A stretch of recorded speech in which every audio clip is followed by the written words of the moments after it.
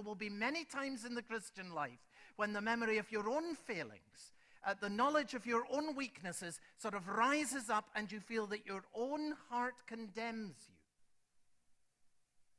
And John tells us what to do when you come to that place. He says this, 1 John 3:20, whenever our hearts condemn us, God is greater than our heart. That's what you need to know.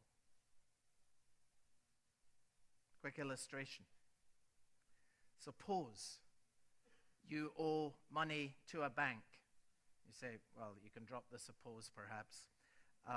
Suppose you owe money to the bank, and suppose the bank manager just clears your debt. That's a big suppose, right? You think this is pretty fanciful now. When the bank manager clears your debt, you don't have to worry if the teller complains. Think about it. You walk into the bank where your debt has been cleared by the manager, by the highest authority.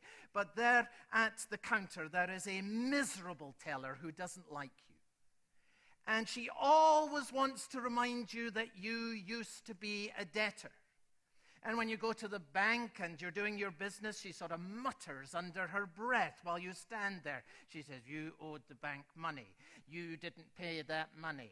You couldn't have paid that money back if you tried. Listen, who cares about what the teller says when the manager has cleared your debt?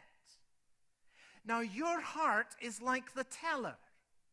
And when your heart condemns you, here's what you need to know. God is greater than your heart. You've been cleared at the highest level. So when there is muttering at this level, you tell God that you tell your heart that God is greater than your heart. You tell your heart that condemns you, there is no condemnation for those who are in Christ Jesus. That's how you deal with it.